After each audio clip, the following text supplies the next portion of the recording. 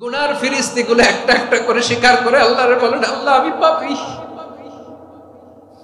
আল্লাহ আমার চেয়ে বড় পাপী এই দুনিয়াতে কেউ নাই, আকাশের নিচে জমিনের উপরে আমার চেয়ে বড় পাপী কেউ নাই।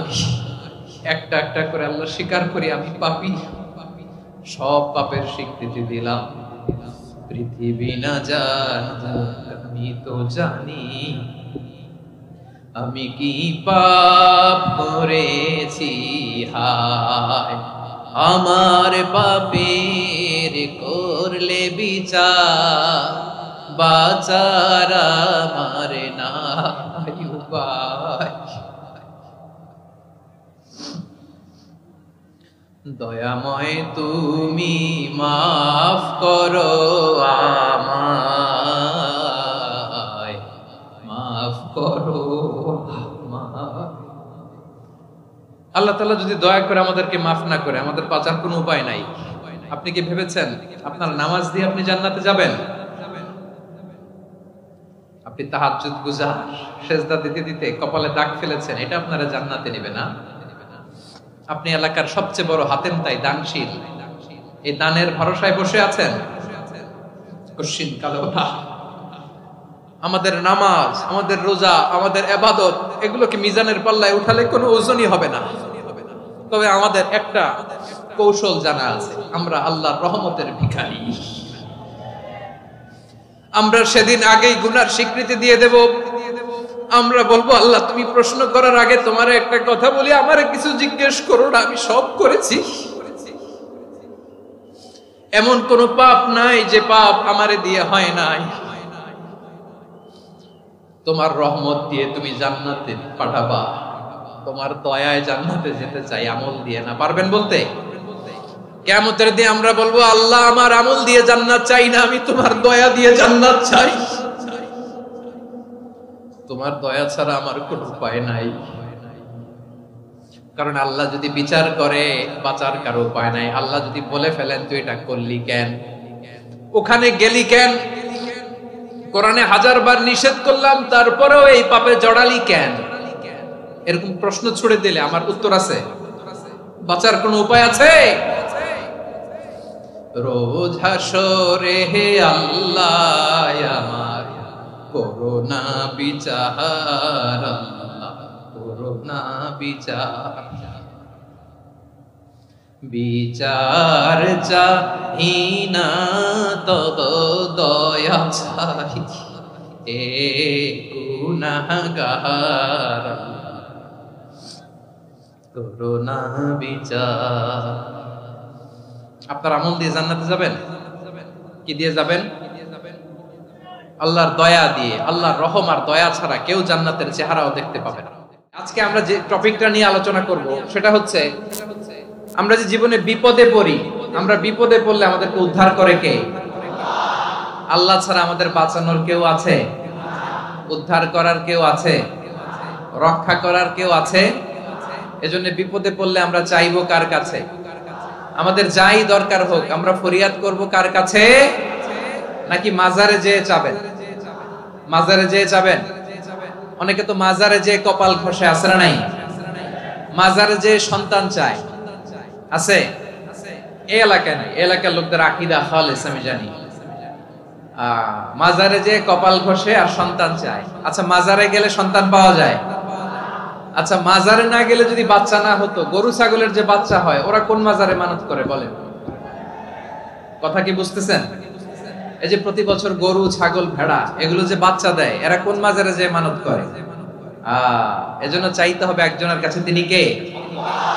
আমার প্রিয় পটুয়াখালীবাসী, মাজার জিয়ারত করা সুন্নাহ। আমরা মাজার জিয়ারত করব, আল্লাহ ওয়ালাদের কবরে যাব, আমরা সেখানে যে সালাম দিব, দোয়া করব, নিজের জন্য করব, কবরে শুয়ে থাকা মাইয়েতের জন্য করব, পুরো মুসলিম উম্মার জন্য করব। কিন্তু কবরে যিনি শুয়ে আছে ওই বাবার কাছে সন্তান চাওয়া যাবে? চাকরি চাওয়া যাবে? সফলতা চাওয়া যাবে? সফলতা দেয় কে? সবাই বলেন নাই, আওয়াজ করে বলেন, সফলতা দেওয়ার মালিক কে? এক কথাই রব্বুল আলামিন বলেন, ওয়া ইয়ামসাসকাল্লাহু বিদুররিন ফালা কাশিফা লাহু ইল্লা হু ওয়া ইয়ুরিদকা বিখাইরিন ফালা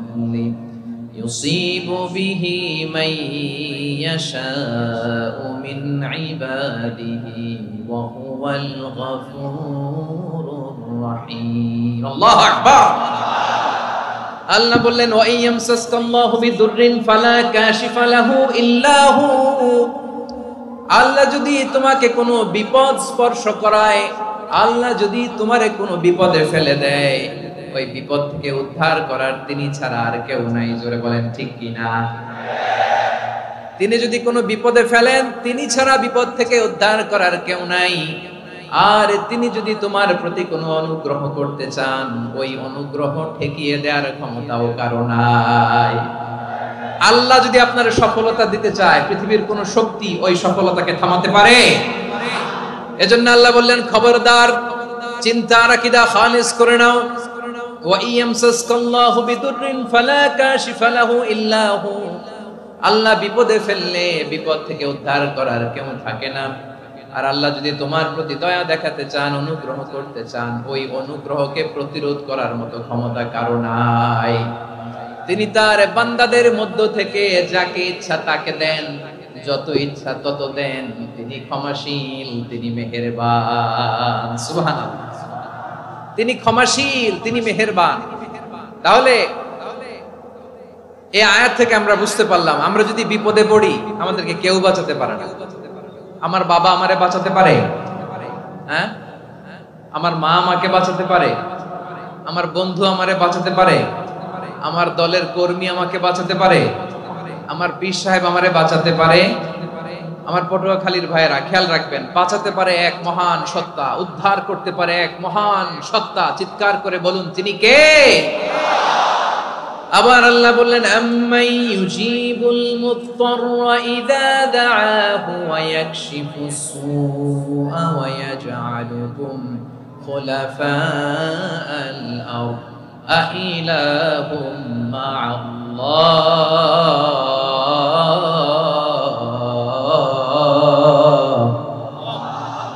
ক্বালিলাম মা তাযাক্কারুন রব্বুল আলামিন বলেন বিপদে পড়ে কাতর কণ্ঠে চিন্তাগ্রস্ত হয়ে যখন কেউ ফরিয়াদি হয়ে আল্লাহর ডাকে হাত তোলে তখন এই ব্যক্তির ডাকে সাড়া দেয় কে সবাই বলুন কাতর কণ্ঠে বিপন্ন অবস্থায় আপনি যখন কেঁদে কেঁদে হাত তুলে আপনার দুঃখের কথা জানান আপনি যখন ডাকেন তারে তখন আপনার ডাকে সাড়া দেয় কে আল্লাহ বলে আমি সাড়া দেই তোমাদের বিপদকে মুক্ত করে দেয় কে ওই আল্লাহর সাথে কোন উপাস্য আছে নাকি কিন্তু খুব অল্প সংখ্যক লোকই তোমরা উপদেশ গ্রহণ করো কথাটা কার তাহলে বিপন্ন মানবতা যখন কাঁদে মানুষ যখন বিপদে পড়ে নিরুপায় হয়ে ফরিয়াদ করে তার ডাক শোনার কেউ নাই একজন ছাড়া চিল্লায় বলেন তো তিনি কে এজন্য আমরা ফরিয়াদের হাত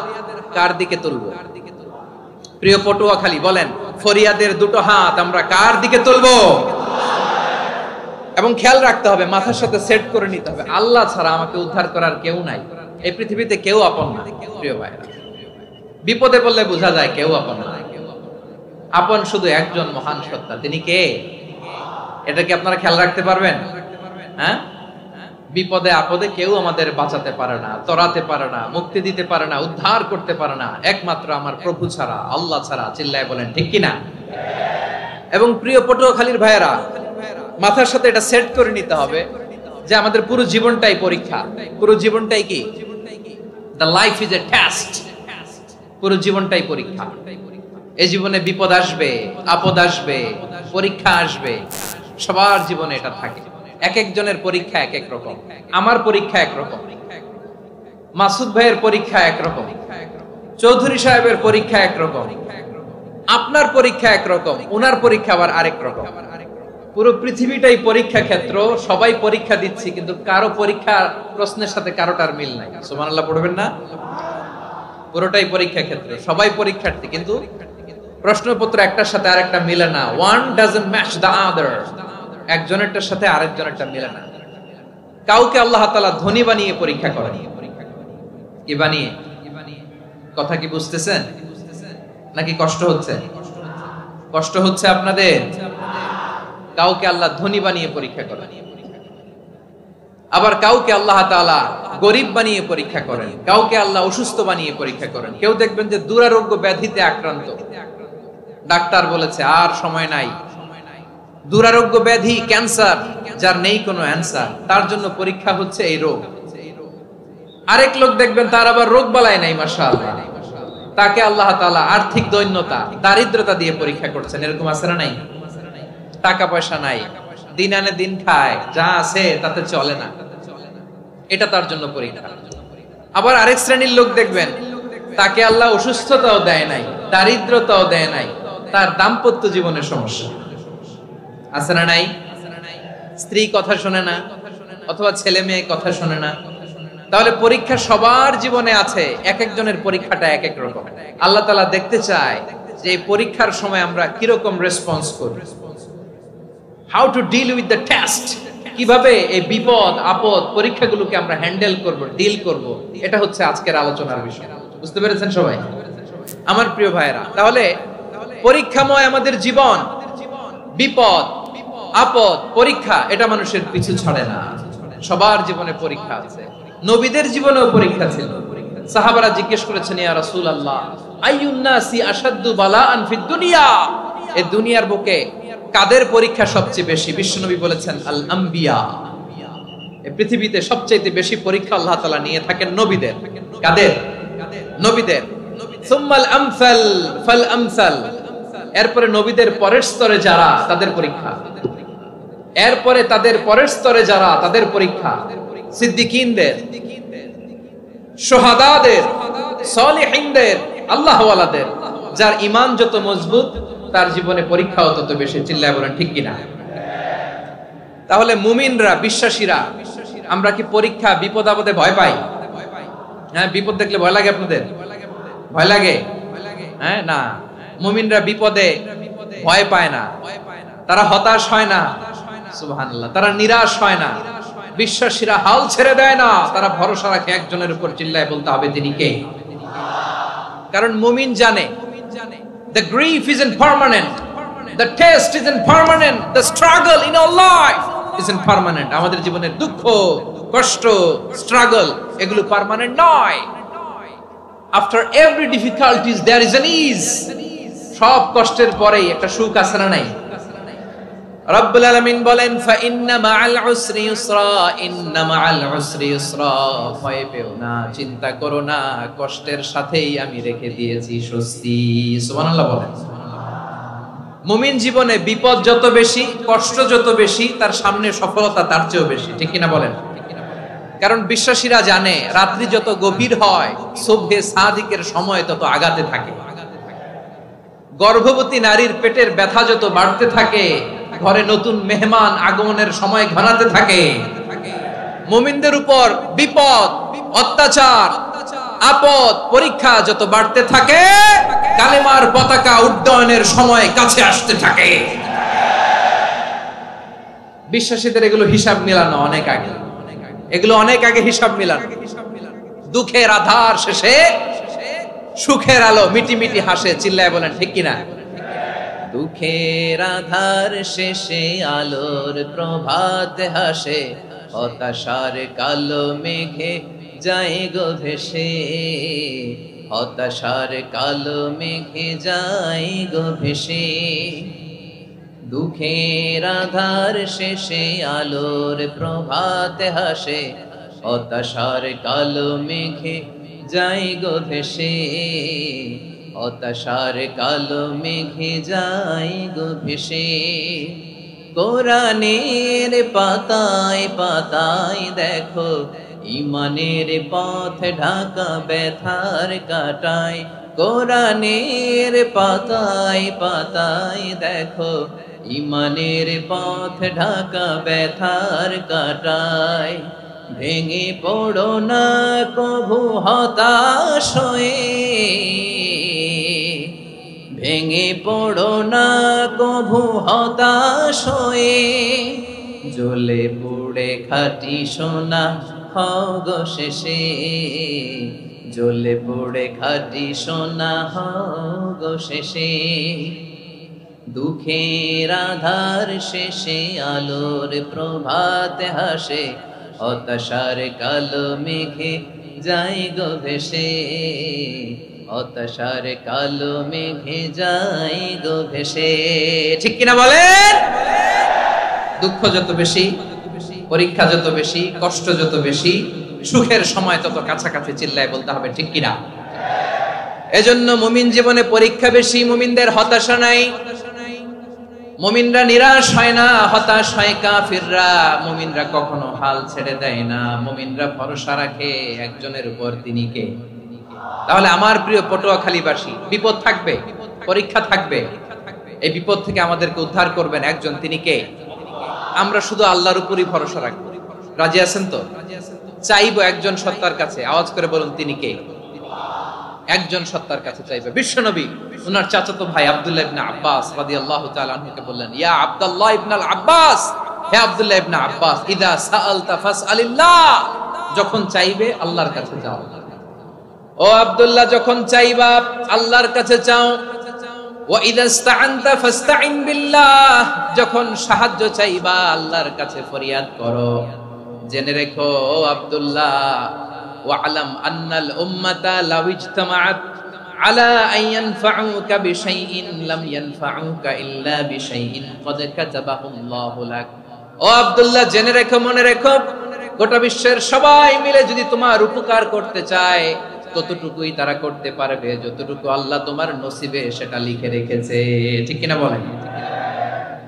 আর যদি গোটা বিশ্বের সবাই মিলে তোমার বিরুদ্ধে কনস্পাইরেসি করে, ষড়যন্ত্র করে, গোটা বিশ্বের সবাই মিলেও যদি তোমার ক্ষতি করতে চায় ততটুকুই শুধু পারবে যেটা আল্লাহ তোমার জন্য বরাদ্দ রেখেছে।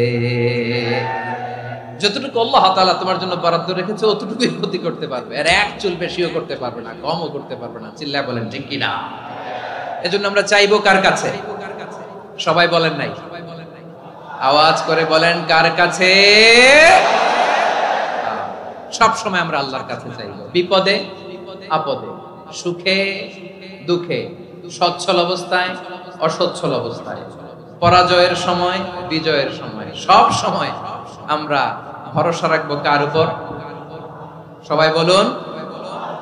একদল লোক আছে যারা বিপদে পড়লে আল্লাহরে ডাকে, আছে না নাই? পটুয়াখালীতে মাশাআল্লাহ নাই। বিপদ আসলে আল্লাহরে ডাকে, বিপদ নাই আল্লাহও নাই। বিপদে পড়লে নামাজ পড়ে, বিপদও নাই নামাজও নাই।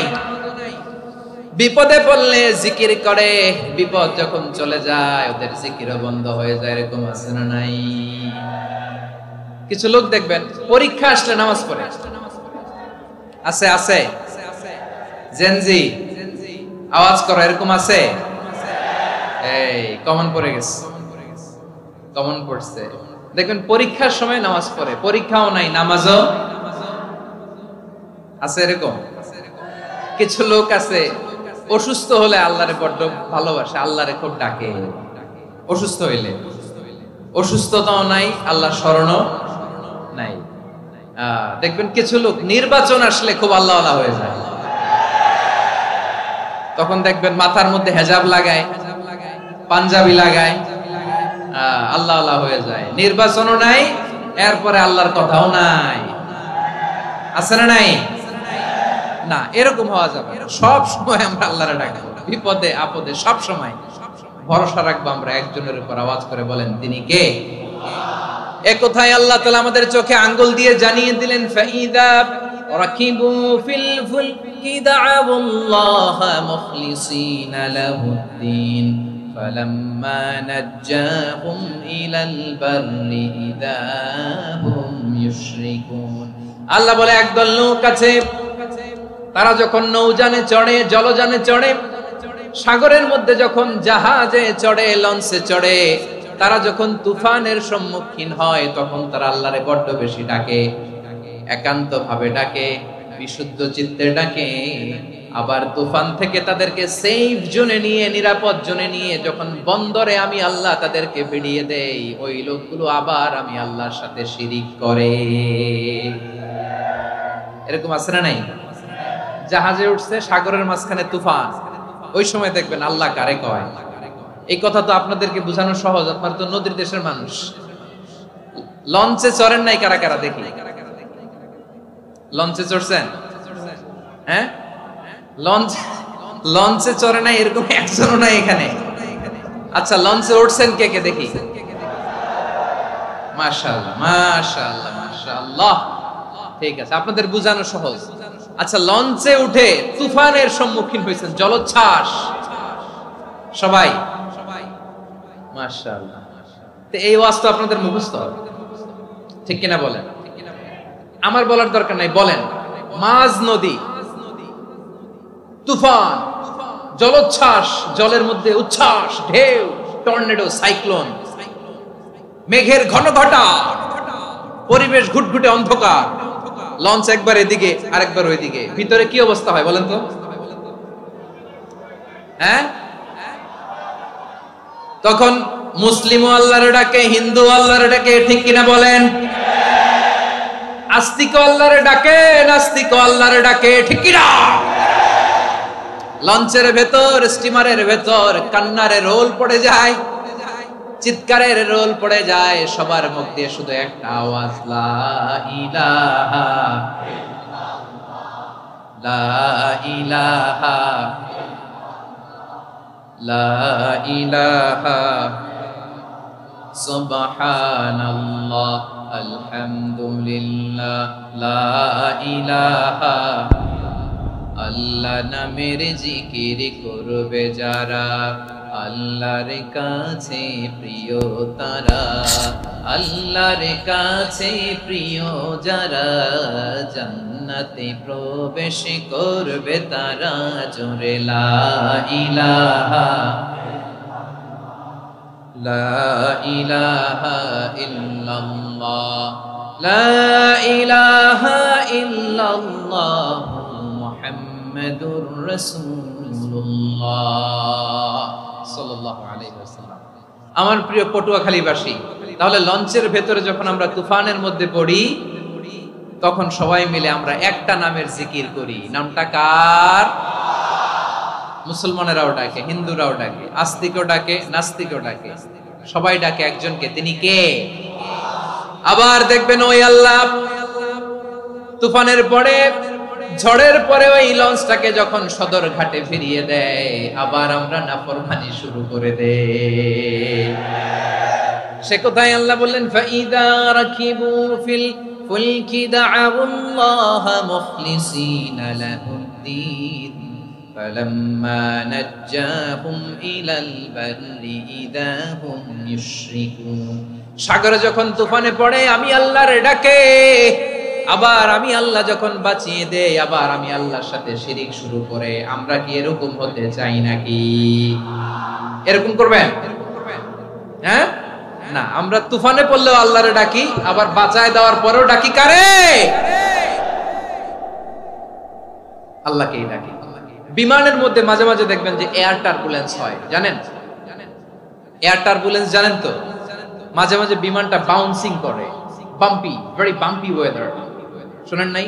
40,000 ফিট উপরে যখন থাকে, তখন পাইলট মাঝে মাঝে বলে, dear passengers, ladies and gentleman, right now we are flying 40,000 feet above the ground and we are passing very heavy air turbulence right now. Please fasten your seat belt. দেখবেন মাঝে মাঝে বলে যে, ভদ্র মহিলা, ভদ্র মহোদয়গণ, আমরা 40,000 ফিট উপর দিয়ে যাচ্ছি আর এয়ার টার্বুলেন্স ফেস করছি, মেহেরবানি করে আল্লাহর হস্তে সিট বেল্ট বাঁধুন। তখন বিমানটা এরকম বাউন্সিং করে, শেকিং করে। আপনারা মুখোমুখি হয়েছেন? ইদানিং এই এয়ার টার্বুলেন্স বেড়ে গিয়েছে। গত বছর আমার ইন্টারন্যাশনাল অনেকগুলো ফ্লাইট ছিল, তো আমি দেখলাম যে আগের ফ্লাইটগুলোর তুলনায় এখন এয়ার টার্বুলেন্স খুব বেশি। আমি একটু রিসার্চ করে দেখলাম, ক্লাইমেট চেঞ্জের কারণে, জলবায়ু পরিবর্তনের কারণে আকাশের বাতাসের মুভমেন্টে পরিবর্তন হয়েছে, ফলে এখন বিমান শেকিং করে বেশি, বাউন্সিং, বাম্পি ওয়েদার। তো বলেন তো, 40,000 ফিট উপরে যখন আপনি, কয় হাজার ফিট? সবাই বলুন কয় হাজার ফিট? 40,000 ফিট উপরে যখন আপনি, তখন যখন বিমানটা এরকম বাউন্সিং করে, সবাই যখন ভমিটিং করে বিমান নষ্ট করে দেয়, বমি করে, তখন বাঁচানোর কে আছে আল্লাহ ছাড়া? কেউ আছে? ওই মুহূর্তেও সবাই মিলে একজনের ডাকে আওয়াজ করে বলেন তিনি কে? মাঝে মাঝে কিছু সোশ্যাল মিডিয়ায় কিছু ভিডিও পাওয়া যায় যে হেভি যখন এয়ার টার্বুলেন্স হয় 10 সেকেন্ড 15 সেকেন্ডের কিছু ভিডিও পাওয়া যায়, বিমানটা এরকম বাউন্সিং করছে, বাম্পি ওয়েদার, কাঁপছে, মানুষগুলো বমি করছে, অক্সিজেন মাস্কগুলো সব ঝুলে পড়েছে, বিমানটা শুধু কাঁপছে। তখন দেখবেন বিমানের ভেতরেও এরকম লঞ্চের মতো চিৎকার আছে না নাই? বিমানের ভেতরেও তখন চিৎকার। গত বছর হিথ্রো এয়ারপোর্ট থেকে সিঙ্গাপুর এয়ারলাইন্সের একটা ফ্লাইট হিথ্রো টু চাঙ্গি একটা ফ্লাইটে এমন বেশি এয়ার টার্বুলেন্সের শিকার হয়েছিল ওই এয়ারক্রাফটটা, 33 জন যাত্রী সেখানে আহত হয়েছে, একজন যাত্রী নিহত হয়েছে। কেবিন ক্রুজ এয়ার হোস্টেস যারা আছে, একজনের নাক ফেটে, চোখ ফেটে, কপাল ফেটে, ব্লিডিং হয়ে শয়লা। প্রিয় ভাইরা, ওই 40,000 ফিট উপরে বিমানটা যখন কাঁপবে তখন আমাদেরকে আল্লাহ ছাড়া আর কেউ বাঁচানোর আছে? এত আস্তে বললে হবে? ওই কঠিন মুহূর্তে আমার বাবা আমারে বাঁচাতে পারে, আমার বন্ধু আমারে বাঁচাতে পারে। এই গ্রাউন্ডে, জমিনের বুকে আমার প্রোটোকল, আমার ক্ষমতা, আমার দাম্ভিকতা কোনো কিছু আমারে বাঁচাতে পারে? একজন ছাড়া। চিল্লায় বলতে হবে তিনি কে? সে আল্লাহ বললেন, গোলাম আমি বিপদের সময় ঠিকই তোমাদের বাঁচিয়ে নেই।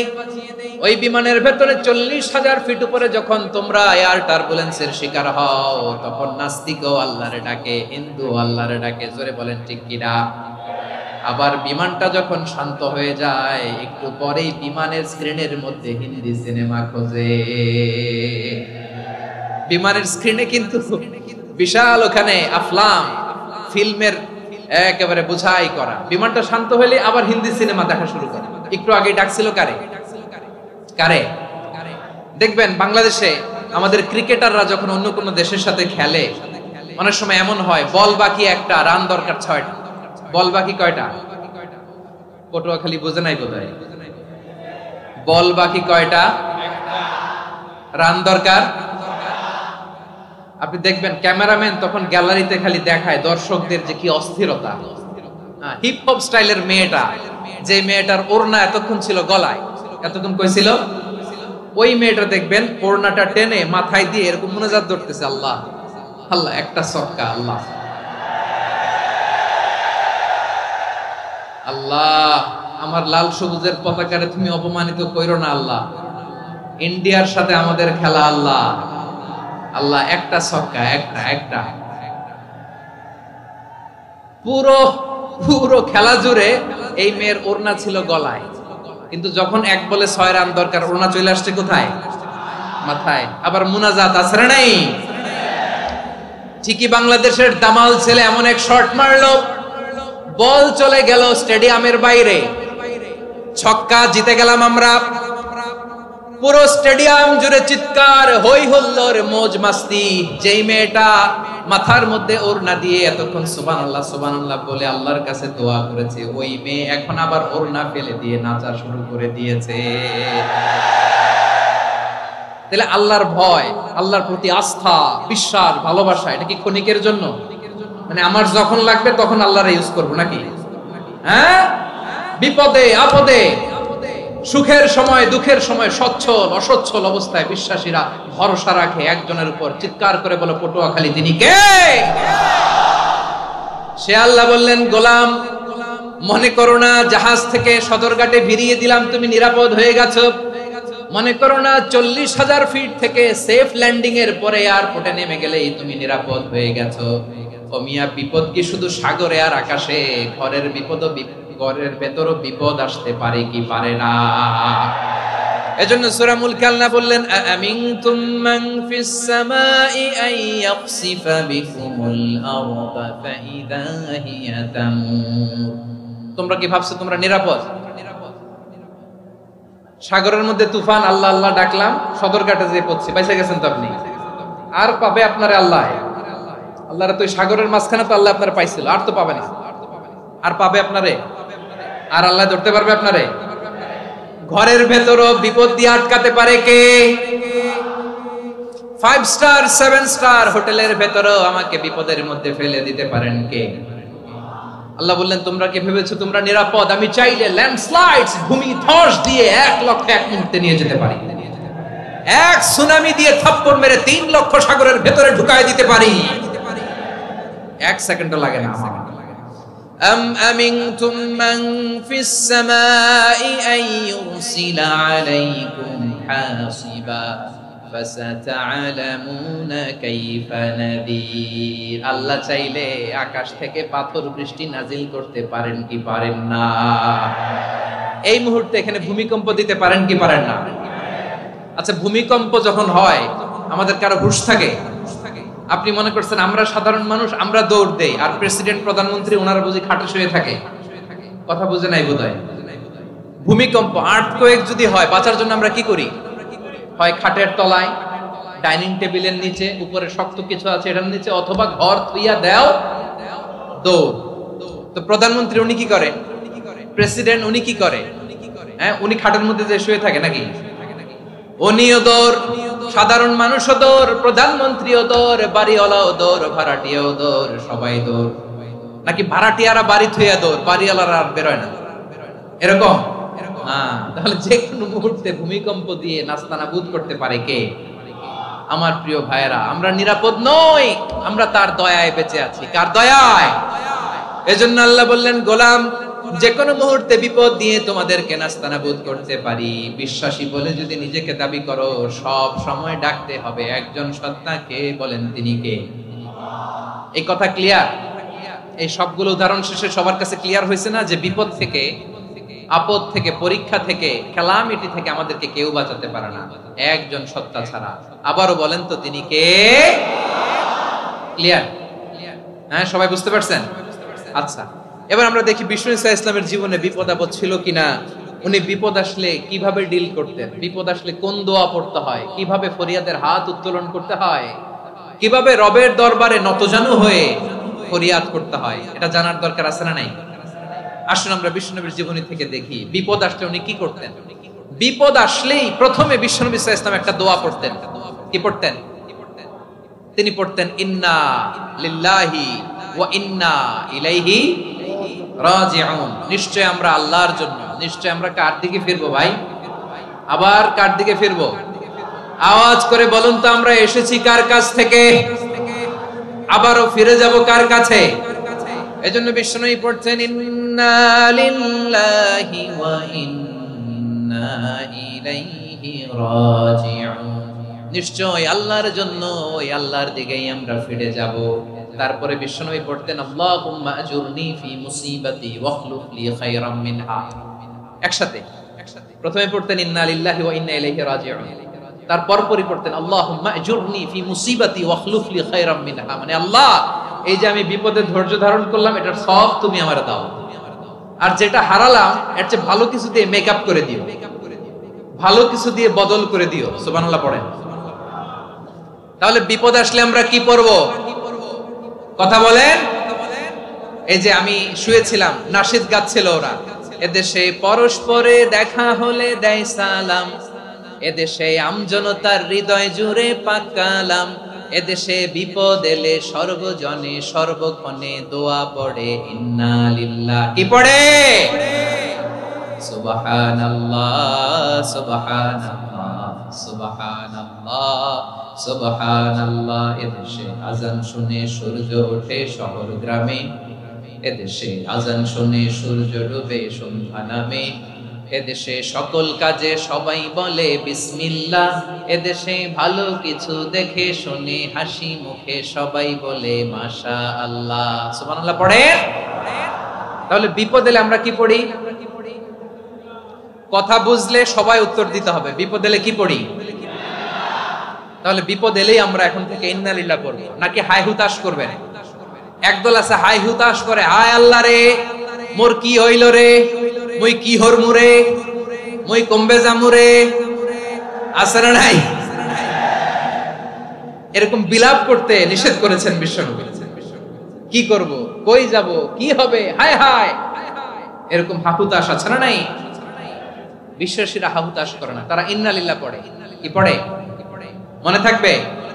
আমরা পড়বো ইন্না লিল্লাহি ওয়া ইন্না ইলাইহি রাজিউন। নিশ্চয়ই আমরা আল্লাহর জন্য, আমরা আল্লাহর দিকেই ফিরে যাব। এরপর পড়বো আল্লাহুম্মা আজুরনি ফি মুসিবাতি ওয়াখলুফ লি খায়রাম মিনহা। আল্লাহ, আমি যে বিপদে ধৈর্য ধারণ করলাম এটার সওয়াব দিও, আর যা হারালাম তার চেয়ে ভালো কিছু দিয়ে বদল করে দিও। সুবহানাল্লাহ পড়েন। বিশ্ব নবীর হাদিস শুনলেন উম্মে সালামা রাদিয়াল্লাহু তাআলা আনহা। ওনার স্বামী হলো আবু সালামা। মজার ঘটনা খেয়াল করে শুনেন আমার প্রিয় কলিজার টুকরা ভাইয়েরা। কানগুলো খরগোশের কানের মতো খাড়া করে আমার দিকে তাকান। সাইয়্যিদাতুনা উম্মে সালামা রাদিয়াল্লাহু তাআলা আনহা, ওনার স্বামীর নাম আবু সালামা। শ্রেষ্ঠ দম্পতি, শ্রেষ্ঠ ফ্যামিলি। প্রথমে হিজরত করেছিলেন হাবাসায়, পরে হিজরত করেছেন মদিনায়। উহুদ যুদ্ধের পরে ওনার স্বামী আবু সালামা ইন্তেকাল করলো, শহীদ হলো। সুবহানাল্লাহ পড়েন। যখন আবু সালামা ইন্তেকাল করলো, উম্মে সালামা রাদিয়াল্লাহু তাআলা আনহা কেঁদে কেঁদে হয়রান। আর নবীর শিখানো বাণী অনুযায়ী তিনি বারবার পড়ছিলেন ইন্না লিল্লাহ। কি পড়ছিলেন? মুই কই জামু, কি হরমু, এগুলো বলে নাই। কি বলছে? ইন্না লিল্লাহ। যেহেতু বিশ্বনবী বলেছেন কেউ যদি বিপদের প্রথম ধাক্কায় পড়ে ইন্না লিল্লাহি ওয়া ইন্না ইলাইহি রাজিউন, আল্লাহুম্মা আজুরনি ফি মুসিবাতি ওয়াখলুফ লি খায়রাম মিনহা, তাহলে এই বিপদে যে সে যা হারালো তার চেয়ে শ্রেষ্ঠ কিছু দিয়ে আল্লাহ তার বদল দিয়ে দিবে। এই হাদিস শুনে উম্মে সালামা রাদিয়াল্লাহু তাআলা আনহা ওনার প্রাণ প্রিয় স্বামী আবু সালামার ইন্তেকালের পরে চোখের পানি ছাড়ে আর পড়ে ইন্না লিল্লাহি ওয়া ইন্না ইলাইহি রাজিউন, আল্লাহুম্মা আজুরনি ফি মুসিবাতি ওয়াখলুফ লি খায়রাম মিনহা। বারবার এই দোয়া পড়ে চোখের পানি ছাড়ে, এই দোয়া পড়ে চোখের পানি ছাড়ে, আর মনে মনে বলে আবু সালামার মতো ভালো মানুষ মদিনাতে নাই, আবু সালামার চেয়েও ভালো মানুষ মদিনাতে নাই, তার চেয়ে ভালো মানুষ কি করে আল্লাহ তাআলা আমারে দিবে, তার চেয়ে ভালো মানুষ তো আমি মদিনাতে দেখি না। চোখের পানি দিয়ে বুক ভাসায় আর নবীর হাদিসের উপর আমল করে পড়ে ইন্না লিল্লাহি ওয়া ইন্না ইলাইহি রাজিউন, ইন্না লিল্লাহি ওয়া ইন্না ইলাইহি রাজিউন। পড়তে পড়তে চোখের পানি ছাড়ে আর চিন্তা করে বিশ্বনবী বললেন এই দোয়া পড়লে যেটা হারালাম তার চেয়ে ভালো কিছু দিয়ে আল্লাহ পুরস্কার দেয়। আবু সালামার চেয়ে ভালো মানুষ মদিনার মধ্যে আর কে হতে পারে? কি আজীব তামাশা, কি অবাক করা ঘটনা। কিছুদিন পরে দেখা গেল সাইয়্যিদুল মুরসালিন রাহমাতাল লিল আলামিন স্বয়ং বিশ্ব নবী উম্মে সালামাকে বিয়ের প্রস্তাব পাঠিয়েছে। স্বয়ং বিশ্ব নবী উম্মে সালামা রাদিয়াল্লাহু তাআলা আনহাকে বিয়ের প্রস্তাব পাঠিয়েছেন। উনি রাজি হয়ে গেলেন, বিয়ে হয়ে গেল। উনি হয়ে গেলেন উম্মুল মুমিনিন, আমাদের মা, পুরো মুসলিম উম্মার মা। চিৎকার করে বলেন আল্লাহু আকবার। তাহলে আমার প্রাণপ্রিয় ভাইয়েরা, বিপদে পড়লে আমরা পড়বো ইন্না লিল্লাহি ওয়া ইন্না ইলাইহি রাজিউন, আল্লাহুম্মা আজুরনি ফি মুসিবাতি ওয়াখলুফ লি খায়রাম মিনহা। পড়বেন? পড়বেন না? যারা যারা বিপদ আসলে এই দোয়াটা পড়বেন এখন থেকে আওয়াজ করে ইনশাআল্লাহ বলেন। যা হারাইছেন তার চেয়ে শ্রেষ্ঠ জিনিস দিয়ে বদলা দিবে কে? বিশ্বাস হয়? একটু সন্দেহ লাগে মনে হয়, একটু সন্দেহ আছে? যাদের বিশ্বাস হবে তাদের কি আল্লাহ উত্তম বদলা দিবে, ঠিক কিনা বলেন? তাহলে বিপদে পড়লেই প্রথমে আমরা এটা পড়ব। দোয়াগুলো যদি এখন মুখস্থ না হয়, এই যে রেকর্ডিং হচ্ছে পেয়ে যাবেন, কালকেই পেয়ে যাবেন। শুনে শুনে মুখস্থ করবেন। আমার মায়েরা, আমার বোনেরা, আপনাদের জন্য 3টি মাঠের অ্যারেঞ্জমেন্ট করা হয়েছে, আমি জানি। আপনারাও এই দোয়াগুলো পড়বেন, আপনার স্বামীকে শেখাবেন, সন্তানকে শেখাবেন, আপনার পুরো পরিবারটাকে জান্নাতের টুকরো বানিয়ে দিবে কে? তাহলে বিপদ আসলে প্রথমে কি পড়তে হবে এটা জেনে গেলাম। এরপরে বিপদ আসলে নিজেকে কি করে আল্লাহর কাছে সঁপে দিতে হয় এটাও জানার দরকার আছে না নাই? বিপদে প্রথমে ইন্না লিল্লাহ পড়লাম, ধৈর্য ধারণ করলাম, বিপদ থেকে উদ্ধারের সর্বোচ্চ চেষ্টা করলাম। আমার কাজ যখন শেষ তখন আমি আমার এই বিষয়টা আল্লাহর কাছে সঁপে দিব। কার কাছে সুপর্দ করব? কার কাছে? বিপদে বললে কেমন করে নিজেকে আল্লাহর কাছে সঁপে দিতে হয় আসুন সাইয়েদনা ইব্রাহিম আলাইহিস সালামের জীবনী থেকে জানি। আল্লাহর খলিল ইব্রাহিম আলাইহিস সালাম আমাদের মতো সমাজ ব্যবস্থা পায় নাই। আমরা জন্মের পরে আমাদের কানের ভেতরে আজান দিয়েছে কে? একামত দিয়েছে কে? আমাদের বাপ দাদারা আমাদের কানে আজান দিয়েছে কি দেয় নাই? আমাদের জন্মের পরেই তো আজান, একামত, বাড়ির পাশে মসজিদ, প্রতিদিন আজান, জুমার খুতবা, প্রতি মাসে মাসে তাফসিরুল কোরআন মাহফিল, মসজিদ, মিনারা, অভাব নাই, ঠিক কিনা বলেন? আপনি যেই সুন্দর ইসলামিক এনভায়রনমেন্ট পেয়েছেন, আমাদের ইব্রাহিম খলিল উনিও কি এরকম পেয়েছিলেন? হ্যাঁ, উনি জন্মের পর পরে ওনার কানে আজান দিছে কেউ? আমার প্রিয় ভাইরা, আগা গোড়া একটা শিরকি পরিবেশ উনি জন্মগ্রহণ করেছেন। উনি ছাড়া ওই তল্লাটে একজনও আল্লাহর উপর বিশ্বাসী নাই। কল্পনা করতে পারেন? গোটা তল্লাটে গোটা দেশে বিশ্বাসী মুমিন আল্লাহর উপর বিশ্বাস স্থাপনকারী কয়জন? সবাই বলেন কয়জন? বাকি সব মুশরিক।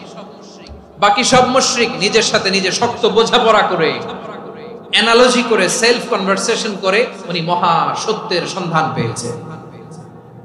উনি আকাশের তারা দেখে ভাবে মনে হয় এটাই আমার খোদা, পরে দেখে তারা নাই, মনে মনে বলে না তাইলে এটা না। আবার চাঁদ দেখে বলে চাঁদটা বড় মায়া লাগে, মনে হয় এটাই আমার রব, পরে দেখে চাঁদও নাই, কয় না এটা না। এরপরে দ্বীপ প্রহরের জলজলে সূর্যটা খাঁ খাঁ করে গোটা পৃথিবীটারে রৌদ্র দিয়ে তাতিয়ে রাখে। তিনি ভাবলেন মনে হয় এটাই আমার রব, কারণ এটাই তো সবচেয়ে বড়। কিন্তু বিকেল বেলা ওই সূর্যটাও যখন চলে যায়, সাইয়েদনা ইব্রাহিম বলে না এটাও তো নাই, আমার খোদা যদি আমারে ছেড়ে চলে যায়, বিপদে পড়লে আমারে উদ্ধার করবে কে? এভাবে নিজের সাথে অ্যানালজি, সেলফ কনভারসেশন করতে করতে করতে তিনি মহা সত্যের সন্ধান পেয়েছেন। সুবহানাল্লাহ পড়েন। সব শেষে তিনি ডিসিশন নিয়ে ঘোষণা দিলেন, ইন্নী ওয়াজ্জাহতু ওয়াজহিয়া লিল্লাযী ফাতারাস সামাওয়াতি ওয়াল আরদা হানিফান ওয়া মা আনা মিনাল মুশরিকিন।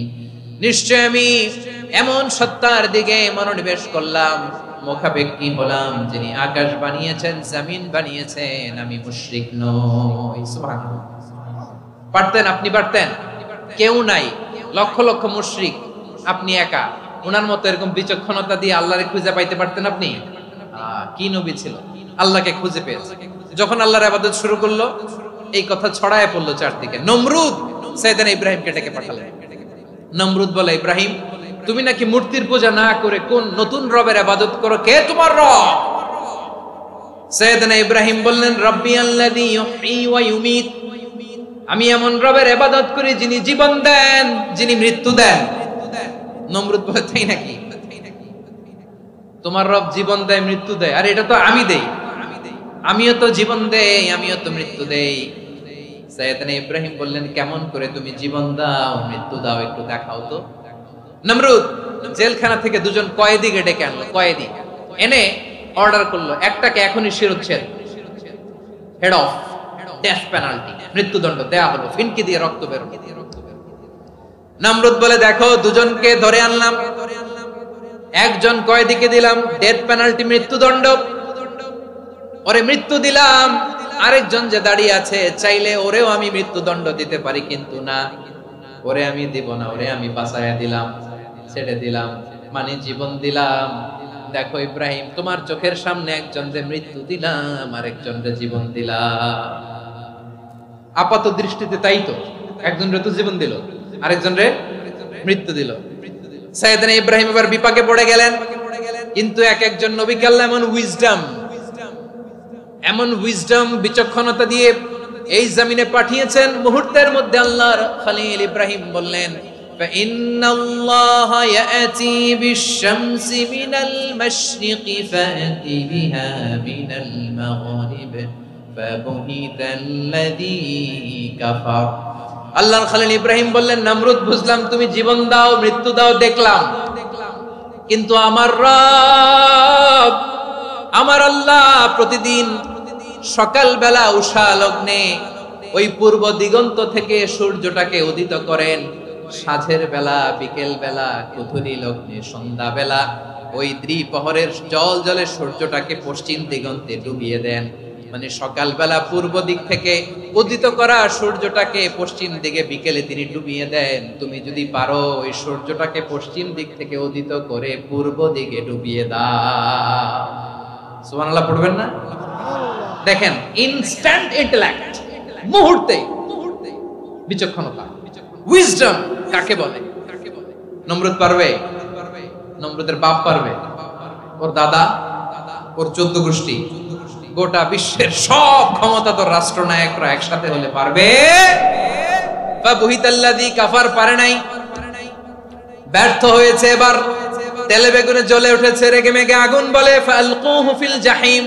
ওর সাথে তর্ক নাই, না পেরে এবার এটারে আগুনে ফেলা। বিশাল বিশাল গাছ কেটে লাকড়ি এনে আগুনের কুণ্ডলি বানানো হলো, দাও দাও দাও দাও করে আগুন জ্বলে। আল্লাহর খলিল ইব্রাহিমকে আগুনে নিক্ষেপ করা হবে। আল্লাহর খলিল সাইয়েদনা ইব্রাহিমের হাতের মধ্যে রশি দিয়ে টাইট করে বাঁধা হলো, পায়ের মধ্যেও টাইট করে রশি দিয়ে বাঁধা হলো। আল্লাহর খলিল ইব্রাহিমকে আগুনের কুণ্ডলির মধ্যে ফেলা হবে। ও মিয়া, আপনি যে বিপদের কারণে ভয় পান, হতাশ হন, এটা কোনো বিপদ ওনার বিপদের সামনে? পটুয়াখালী আওয়াজ করে বলুন, সাইয়েদনা খলিল ইব্রাহিমের বিপদের সামনে আমাদের বিপদগুলো কোনো বিপদ? এটা কোনো বিপদই না, এটা কোনো বিপদই না।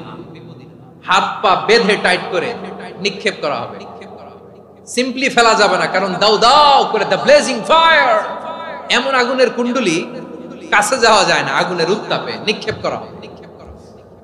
হাতে রশি বেঁধে পায়ে রশি বেঁধে আল্লাহর খলিল ইব্রাহিম আলাইহিস সালামকে আগুনের মধ্যে নিক্ষেপ করা হবে। আহা, এটার বলে অগ্নি পরীক্ষা। উনি অগ্নি পরীক্ষার সম্মুখীন হয়েছে, এজন্য কঠিন পরীক্ষাকে আমরা অগ্নি পরীক্ষার সাথে তুলনা করি, ঠিক কিনা? সাইয়েদনা জিবরাইল এসে বললেন, ও আল্লাহর খলিল, ওরা তো আপনার হাতও বেঁধে ফেললো, পাও বেঁধে ফেললো, নড়াচড়ার সুযোগ নাই, বলেন আমি জিবরিল ফেরেশতা আপনার জন্য কি করতে পারি? আল্লাহর খলিল ইব্রাহিম বলেন, ও জিবরাইল, তোমার কাছে আমার কোনো চাওয়া পাওয়া নাই। সুবহানাল্লাহ বলেন। তোমার কাছে বলার কিছু নাই, তোমার সাহায্যের আমার দরকার নাই। সাইয়েদনা ইব্রাহিম আলাইহিস সালামকে হাতে পায়ে রশি বেঁধে হাত পা বাঁধা অবস্থায় জ্বলন্ত অগ্নিকুণ্ডে যখন নমরুদের দলবল নিক্ষেপ করবে, আল্লাহর খলিল কিভাবে নিজেকে আল্লাহর কাছে সঁপে দিয়েছেন, পটুয়াখালীর ভাইরা খেয়াল করে শুনুন। হাত পা বেঁধে আল্লাহর খলিলকে যখন নিক্ষেপ করা হবে, তিনি মুখ ফুটে বলে ফেললেন, হাসবুনাল্লাহু ওয়া নি'মাল ওয়াকিল। হাসবুনাল্লাহু ওয়া নি'মাল ওয়াকিল, আমার জন্য আল্লাহই যথেষ্ট, আমার জন্য আল্লাহই যথেষ্ট। তিনি আমার সবচেয়ে বড় গার্ডিয়ান, তিনি আমার সবচেয়ে বড় অভিভাবক। জিব্রাইলের সাহায্যে অফারকে ফিরিয়ে দিলেন, দুনিয়ার বুকে কারো কাছে কিছু বলেন নাই, মুখ ফুটে বলেছেন হাসবুনাল্লাহ। ও আমার পটুয়াখালীর প্রাণের ভাইয়েরা, খেয়াল রাখবেন, কোন বান্দা তার হাতে থাকা সব চেষ্টাটুকু করার পরে মুখ ফসকে মুখ দিয়ে যখন বলে ফেলে হাসবুনাল্লাহ, বান্দা যখন হাসবুনাল্লাহ বলে ফেলে, ওই ব্যাপারটা ডিল করার দায়িত্ব স্বয়ং আল্লাহ আরশের উপর থেকে নিয়ে নেয়। আপনি যখন বলে ফেলবেন হাসবুনাল্লাহ, এটা ডিলিং করবে কে তখন? চিল্লায় বলেন না, তিনি কে? বান্দা তার সাধ্যের সবটুকু চেষ্টার পরে নতজানু হয়ে যখন বলবে হাসবুনাল্লাহ, আল্লাহ তুমি আমার জন্য যথেষ্ট, নি'মাল ওয়াকিল, তুমি আমার শ্রেষ্ঠ অভিভাবক, তখন তার কি দরকার না দরকার এটা ডিল করে স্বয়ং আল্লাহ। নিক্ষেপ করা হলো সাইয়েদনা ইব্রাহিমকে অগ্নিকুণ্ডলিতে। হাজার হাজার মানুষের দৃশ্য দেখার জন্য জড়ো হয়েছে এরকম বিশাল ময়দানে। কিন্তু কি অবাক করা ঘটনা, সবাই ভয় পাচ্ছিল, না জানে কি হয়ে যায়। আল্লাহর খলিলকে যখন আগুনের কুণ্ডলিতে নিক্ষেপ করা হয়, আল্লাহর খলিল ইব্রাহিম আগুনের কুণ্ডলীর মধ্যে বসে বসে মানুষগুলোর দিকে তাকিয়ে হাসতে শুরু করে দেয়। কারণ আকাশ থেকে রব্বুল আলামিন স্পেশাল ভার্ডিক্ট নাজিল করেছেন, স্পেশাল হুকুম জারি করেছেন, কুলনা ইয়া নারুকুনি বারদান ওয়া সালামান আলা ইব্রাহিম। ও আগুন, খবরদার, সৃষ্টির শুরু থেকে তোকে একটা ধর্ম আমি বাতলে দিয়েছিলাম, তোর ধর্ম, আগুনের ধর্ম হলো যা পাবে জ্বালিয়ে সারখার করবে। আল্লাহ বলল, আগুন, তোর ধর্ম দিয়েছিলাম, তুই সব জ্বালিয়ে পুড়িয়ে সারখার করে দিবি, কিন্তু ক্ষণিকের জন্য আমি তোর জ্বালিয়ে দেওয়ার ক্ষমতাটাকে কেড়ে নিলাম, জ্বালিয়ে ভস্ম করে দেওয়ার ক্ষমতা আমি কেড়ে নিলাম। কুনি বারদান, ঠান্ডা হয়ে যা, কিন্তু এত বেশি ঠান্ডা হবি না আবার আমার ইব্রাহিমের জন্য সর্দি লেগে না যায়। সুবহানাল্লাহ, এত আস্তে বললে হবে? কুনি বারদান, বারদ মানে বরফ, ঠান্ডা, ঠান্ডা হ, কিন্তু এত ঠান্ডা হবি না যাতে আমার ইব্রাহিমের কষ্ট হয়। আগুন বলে, আল্লাহ একবার বললাম ঠান্ডা হ, আবার বরফ, এত ঠান্ডা হবি না যাতে খালিলের সর্দি না লাগে। কেমন ঠান্ডা হব, কেমন এনভায়রনমেন্ট তৈরি করে দেব বলো? আল্লাহ বললেন, সালামান আলা ইব্রাহিম, আমার খলিল, আমার কলিজা, আমার ইব্রাহিমের জন্য তুই জান্নাতের গুল বাগিচা হয়ে যা। ও ভাই, নবী মুসার মতো ঈমান হলে রাস্তা হবে সাগর জলে, নবী ইউসুফের মতো ঈমান হলে একে একে দরজা খোলে। নবী ইব্রাহিমের মতো ঈমান যদি আজও থাকে বিদ্যমান, অগ্নিকুণ্ডে দেখতে পাবে খুবসুরত এক ফুলভাগা। কুলনা ইয়া নারু কুনি বারদাও ওয়া সালামান আলা ইব্রাহিম। বান্দা যখন মুখ দিয়ে বলে হাসবুনাল্লাহ, আমার আল্লাহ আমার জন্য যথেষ্ট, এই বলে যখন নিজেকে সঁপে দেয়, তার কি লাগবে ওই দায়িত্ব স্বয়ং নিয়ে নেয় কে? সবাই বলেন, স্বয়ং নিয়ে নেয় কে? তাহলে আমার প্রিয় ভাইরা, বিপদের শুরুতেই আমরা বলবো ইন্না লিল্লাহ। শুরুতে কি বলবো? এরপরে যেই বাক্যটা পড়ে নিজের পরিস্থিতিকে আল্লাহর দরবারে সঁপে দিব, সেটা হচ্ছে হাসবুনাল্লাহ। সেটা কি? বিষ্ণু বলেন, লা ইয়াজালু লিসানুকা রাতাবান মিন যিকরিল্লাহ। সব সময় আল্লাহর স্মরণ দিয়ে, জিকির দিয়ে জিহ্বাটারে সিক্ত রাখো। আর শয়তানু জাসিমুন আলা কলবি ইবনে আদম। শয়তান বনি আদমের কলবে খামচি মেরে বসে থাকে। ফাইদা যাকারাল্লাহ খানাসা। মানুষ যখন আল্লাহর স্মরণ করে, জিকির করে, শয়তান দৌড়ে পালায়। ওয়া ইদা গাফালা ওয়াসওয়াসা। যখনই বনি আদম গাফেল হয়, তখনই শয়তান তার হৃদয়ে ওয়াসওয়াসা দেয়। এজন্য বিপদে পড়লে ইন্না লিল্লাহ, নিজের সব টুকুন করার পরে, নিজের রোল প্লে করার পরে নিজেকে আমরা কি বলে সঁপে দিব? সবাই বলেন, সবাই বলতে হবে। আরো জোরে বলে, মনে থাকবে?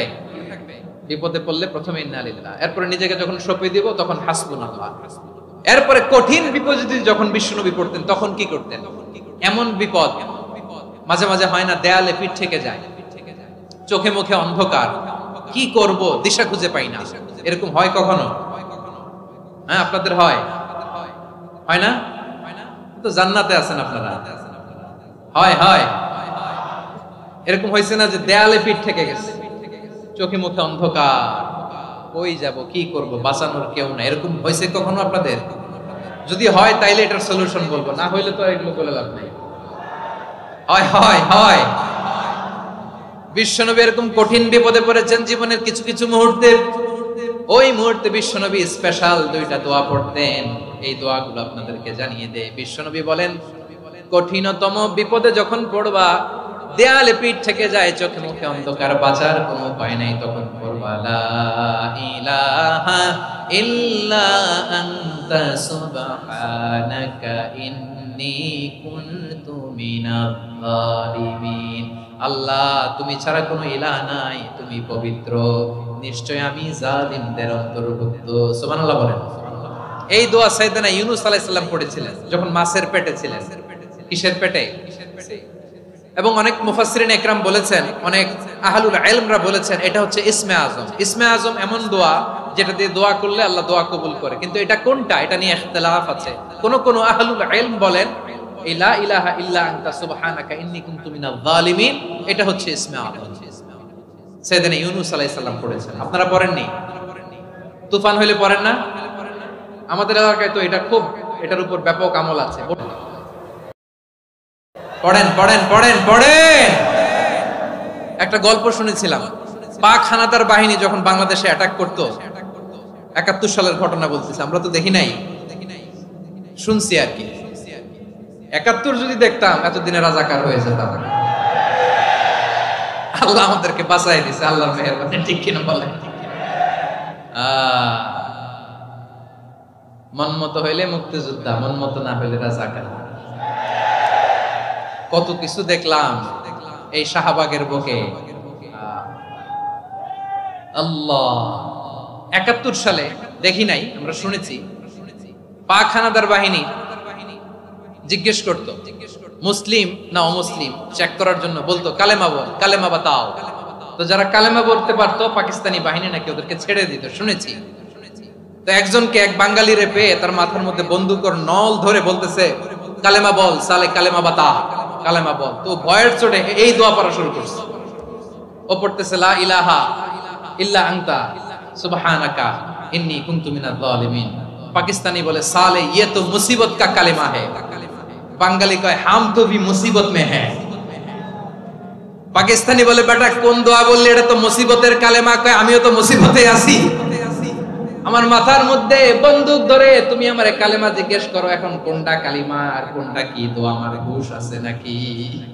প্রিয় ভাইরা, আসলে এটা দুআউল মুসিবা, বিপদে পড়লে এই দোয়া পড়তে হয়। লা ইলাহা ইল্লা আনতা সুবহানাকা ইন্নী কুনতু মিনাজ জালিমিন। এটা পড়বেন আপনারা। এই দোয়া পড়ে সাইয়েদনা ইউনূস আলাইহিস সালাম মাছের পেট থেকে রক্ষা পেয়েছিলেন। রক্ষা করেছিল কে? তুমি ইউনূস নবীরে যখন খাইলো মাছেতে গিলিয়া, ফেরেশতা পাঠাইয়া দিলে ইসমে আজম দিয়া।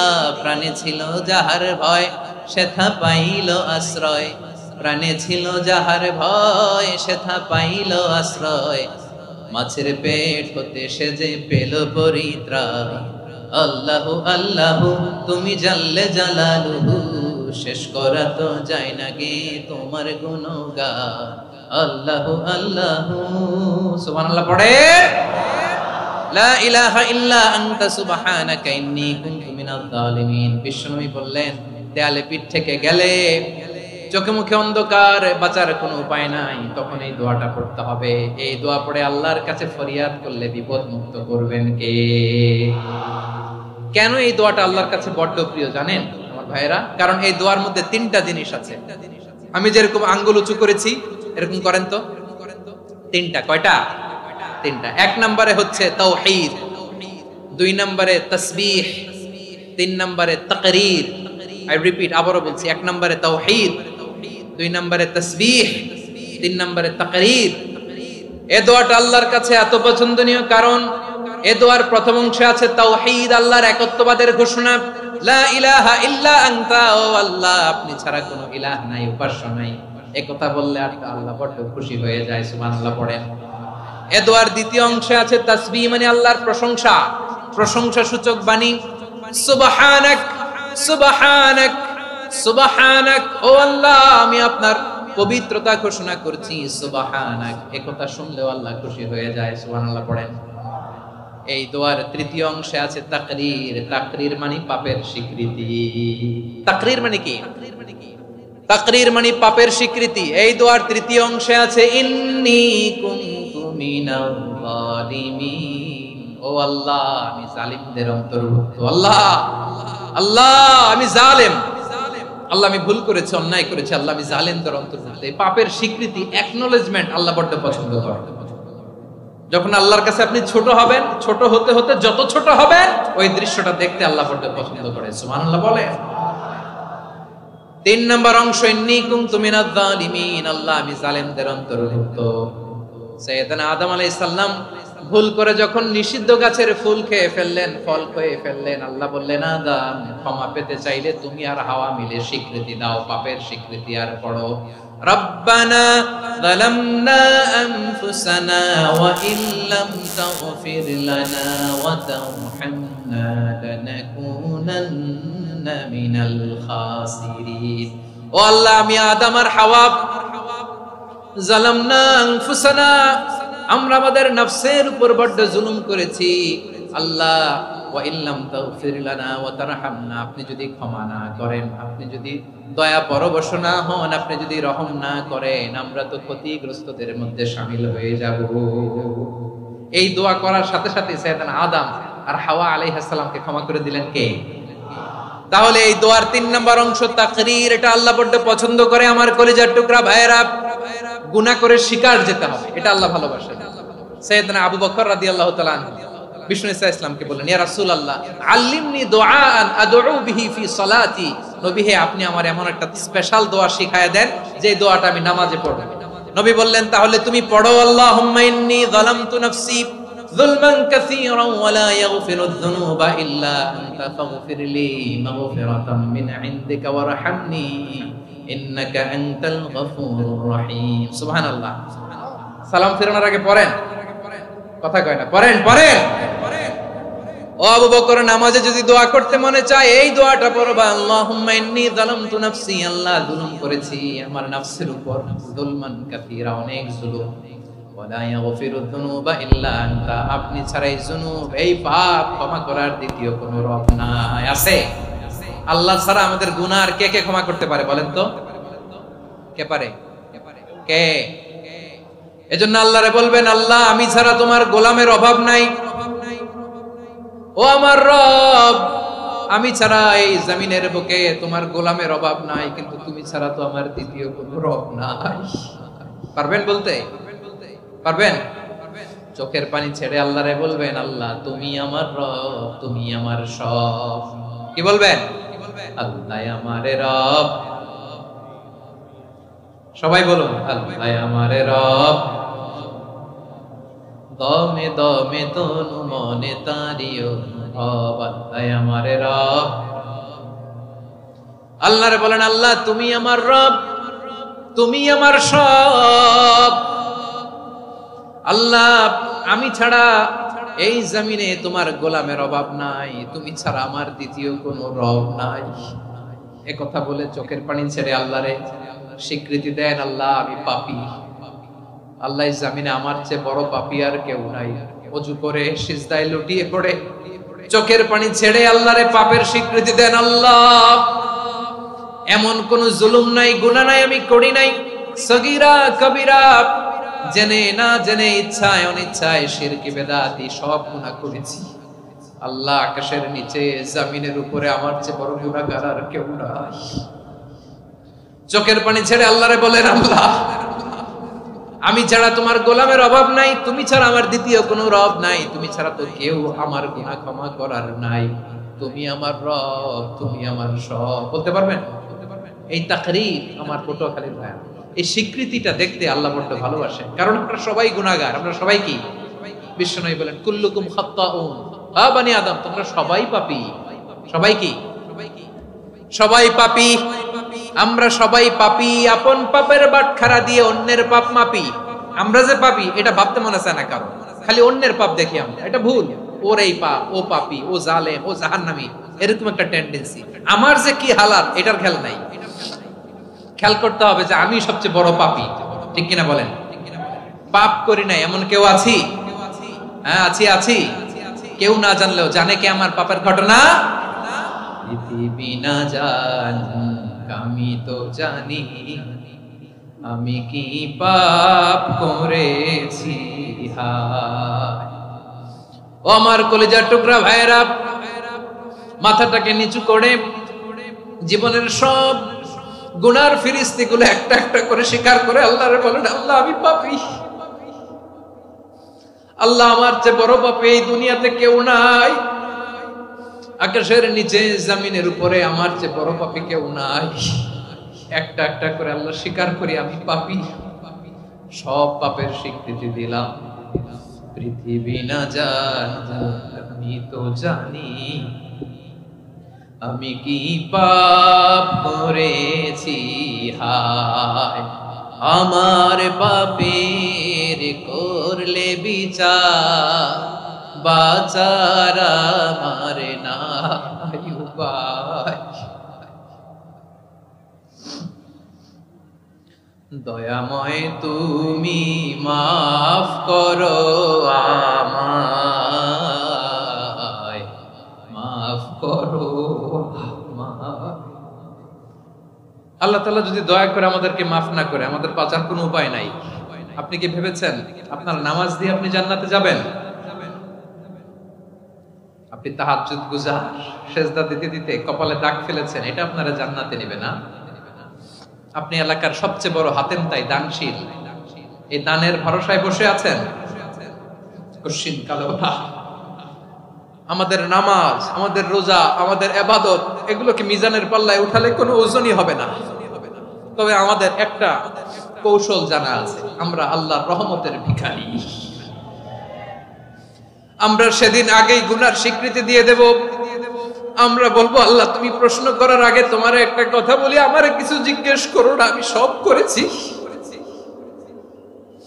এমন কোন পাপ নাই যে পাপ আমারে দিয়ে হয় নাই। তোমার রহমত দিয়ে তুমি জান্নাতে পাঠাবা, তোমার দয়ায় জান্নাতে যেতে চাই, আমল দিয়ে না। পারবেন বলতে? কিয়ামতের দিন আমরা বলবো, আল্লাহ আমার আমল দিয়ে জান্নাত চাই না, আমি তোমার দয়া দিয়ে জান্নাত চাই। তোমার দয়া ছাড়া আমার কোনো উপায় নাই। কারণ আল্লাহ যদি বিচার করে বাঁচার কারো উপায় নাই। আল্লাহ যদি বলে ফেলেন তুই এটা করলি কেন, ওখানে গেলি কেন, কোরআনে 1000 বার নিষেধ করলাম তারপরেও এই পাপে জড়ালি কেন, এরকম প্রশ্ন ছুড়ে দিলে আমার উত্তর আছে? বাঁচার কোনো উপায় আছে? রোজ হাসরে হে আল্লাহ আমার করোনা বিচার, আল্লাহ করোনা বিচার, বিচার চাহি না তব দয়া চাই, এ গুনাহগার করোনা বিচার। আপনার আমল দিয়ে জান্নাতে যাবেন? কি দিয়ে যাবেন? আল্লাহর দয়া দিয়ে। আল্লাহর রহম আর দয়া ছাড়া কেউ জান্নাতের চেহারাও দেখতে পাবে না। আমার প্রিয় ভাইরা, এই দোয়া আল্লাহর কাছে পছন্দনীয় হওয়ার কারণ 3টা। দোয়ার প্রথম অংশে আছে তাওহীদ, আল্লাহর একত্ববাদের ঘোষণা। এই দোয়ার দ্বিতীয় অংশ আছে তাসবিহ, আল্লাহর প্রশংসা সূচক বাণী। এই দোয়ার 3 নাম্বার অংশ পাপের স্বীকৃতি। তাহলে আমরা সবাই গুনাহগার, আমরা আল্লাহর কাছে পাপের স্বীকৃতি দিয়ে বলবো, ও আল্লাহ ইন্নী কুনতু মিনাজ জালিমিন, আমরা জুলুম করেছি, পাপ করেছি, অন্যায় করেছি, আল্লাহ বুঝতে পারি নাই, শয়তানের ওয়াসওয়াসায় পড়ে, বন্ধুর পাল্লায় পড়ে, নফসের খায়েশ মিটাতে যে আল্লাহ করে ফেলেছি। তুমি গুনাহ না মাফ না করলে আমাদের গুনাহ মাফ করার দ্বিতীয় কেউ নাই। ঠিক কিনা বলেন? এভাবে অনুতপ্ত হয়ে যদি আল্লাহর কাছে দোয়া করেন, দেয়ালে পিঠ থেকে গেছে, কোন রাস্তা নাই বের হওয়ার, ওই মুহূর্তেও আপনাকে বিপদ থেকে উদ্ধার করবে কে? বিশ্বনবী চরম বিপদে পড়লে 2টা দোয়া পড়তেন। প্রথম হলো এটা, লা ইলাহা ইল্লা আনতা সুবহানাকা ইন্নী কুনতু মিনাল জালিমিন। এই দোয়াটা আমরা বেশি বেশি পড়ব প্রিয় ভাই। রাজি আছেন? সবাই আওয়াজ করে পড়ুন ইনশাআল্লাহ। আমার প্রিয় ভাইয়েরা, বিপদে পড়লে বিশ্বনবী আরো একটা দোয়া পড়তেন, লা ইলাহা ইল্লাল্লাহুল আযীমুল হালিম, লা ইলাহা ইল্লাল্লাহু রাব্বুল আরশিল আযীম, লা ইলাহা ইল্লাল্লাহু রাব্বুস সামাওয়াতি ওয়াল আরদি ওয়া রাব্বুল আরশিল কারীম। এই যে বললাম, রেকর্ড হয়ে গেছে। এখন তো আর ইনস্ট্যান্ট মুখস্থ না হলো, পরে মুখস্থ করে নেবেন। আল্লাহ ছাড়া কোনো উপাস্য নাই, তিনি সুমহান, মহা সহিষ্ণু। আল্লাহ ছাড়া কোনো উপাস্য নাই, তিনি সুমহান, আরশের অধিপতি। আল্লাহ ছাড়া কোনো উপাস্য নাই, তিনি আকাশের মালিক, জমিনের মালিক, তিনি সুবিশাল আরশের অধিপতি। সুবহানাল্লাহ পড়েন। এই দোয়াটা কেউ যদি পড়ে যদি এর ওসিলা করে দোয়া করে, তাকে বিপদ থেকে মুক্তি দেয় কে? মনে থাকবে আপনাদের? তাহলে বিপদের প্রথম ধাক্কায় কি যেন পড়তে হয়? ইন্না লিল্লাহ। তারপরে কি বলে আল্লাহর কাছে নিজেকে সঁপে দিতে হয়? দেয়ালে পিঠ থেকে গেলে লা ইলাহা ইল্লা আনতা সুবহানাকা ইন্নী কুনতু মিনাজ জালিমিন। 2 নাম্বার হচ্ছে লা ইলাহা ইল্লাল্লাহুল আযীমুল হালিম, লা ইলাহা ইল্লাল্লাহু রাব্বুল আরশিল আযীম, লা ইলাহা ইল্লাল্লাহু রাব্বুস সামাওয়াতি ওয়াল আরদি ওয়া রাব্বুল আরশিল কারীম। মনে থাকবে? ইনশাআল্লাহ বলেন সবাই, আওয়াজ করে সবাই ইনশাআল্লাহ। অনেক সময় এমন হয়, হঠাৎ বিপদের সম্মুখীন হই আমরা, রেডি হয়ে বের হইছে অফিসে, হঠাৎ অ্যাক্সিডেন্টে পড়ে যাই, হঠাৎ পেটের ব্যথায় অজ্ঞান, এরকম হয় না? আপনাদের হয় না? বিষ্ণু ইসলাম বলেন, আকস্মিক দুর্ঘটনার বিপদ থেকে যদি কেউ বাঁচতে চায়, সকাল সন্ধ্যা যেন প্রত্যেকে এই দোয়াটা পড়ে। সকালে যদি 3 বার পড়ে, সন্ধ্যা পর্যন্ত হঠাৎ বিপদ থেকে সে রক্ষা পাবে।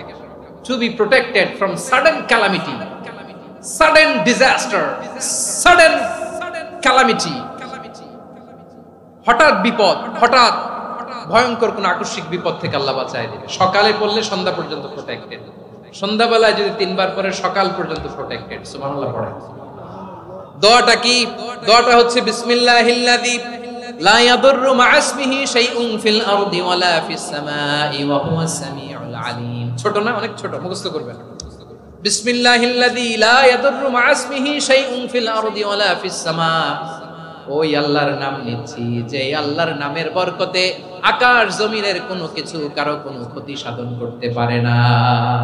তিনি সর্বশ্রোতা সর্বজ্ঞ। সুবহানাল্লাহ পড়েন, পড়বেন এই দোয়াটা। বিসমিল্লাহিল্লাযী লা ইয়াদুররু মা ইসমিহি শাইউন ফিল আরদি ওয়ালা ফিস সামাই ওয়া হুয়াস সামিউল আলিম। ফজরের পরে 3 বার, মাগরিবের পরে 3 বার যদি কেউ পড়ে প্রোটেক্টেড, যে কোনো হঠাৎ বিপদ থেকে প্রোটেক্টেড। প্রোটেক্ট করেন কে? ওই আল্লাহর নাম নিচ্ছি যে আল্লাহর নামের ওসিলায় আকাশ জমিনের কোনো কিছু কোনো ক্ষতি করতে পারে না। সুবহানাল্লাহ পড়েন। আচ্ছা, এবার আমাদের জীবনে দুশ্চিন্তা আছে না নাই বলেন? Tension, hyper tension, anxiety, depression, চিন্তা, টেনশন নাই এরকম কে কে আছে দেখি?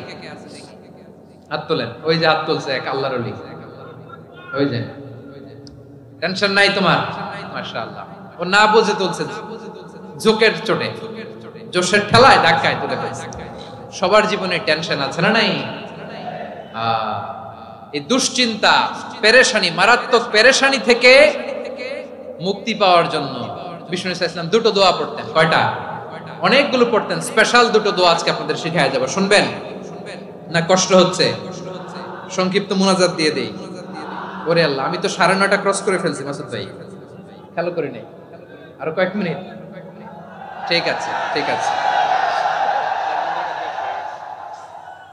পেরেশানিতে পড়লে, টেনশনে পড়লে এই দোয়াটা, প্রিয় ভাইরা, বিষ্ণু ইসলাম যখন খুব বিপদে পড়তেন, দুশ্চিন্তা ওনাকে ঘিরে ধরতো, উনি পড়তেন ইয়া হাইয়ু ইয়া কাইয়ুম বিরহমাতিকা আস্তাগীথ, ইয়া হাইয়ু ইয়া কাইয়ুম বিরহমাতিকা আস্তাগীথ, ইয়া হাইয়ু ইয়া কাইয়ুম, হে শাশ্বত অবিনশ্বর, হে চিরঞ্জীব, বিরহমাতিকা আস্তাগীথ, তোমার রহমতের উসিলায় তোমার কাছে ফরিয়াদ করি। এটা পড়তেন।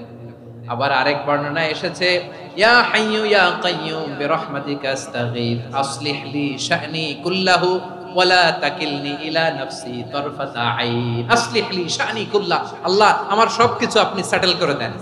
আমাদের সব ঝামেলা সেটেল করে দিতে পারে কে? আমরা তো সেটেলমেন্টের জন্য ওই এসপি সাহেবের কাছে যাই, ডিসি সাহেবের কাছে যাই, অমুক ভাইয়ের কাছে যাই, তমুক ভাইয়ের কাছে যাই।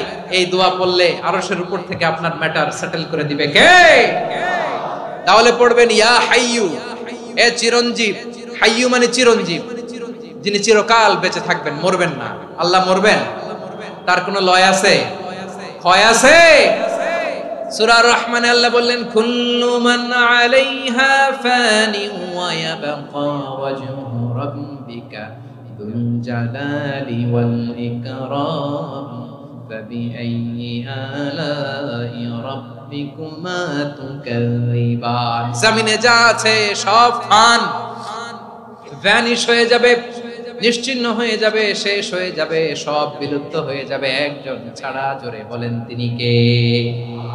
ইয়া হাইয়ু। আমার সাথে আওয়াজ করে পড়েন ইয়া হাইয়ু ইয়া কাইয়ুম ইয়া হাইয়ু ইয়া কাইয়ুম বিরহমাতিকা আস্তাগীথ আসলিহ লি শা'নি কুল্লাহ ওয়ালা তাকিলনি ইলা নাফসি তারফাতা আইন।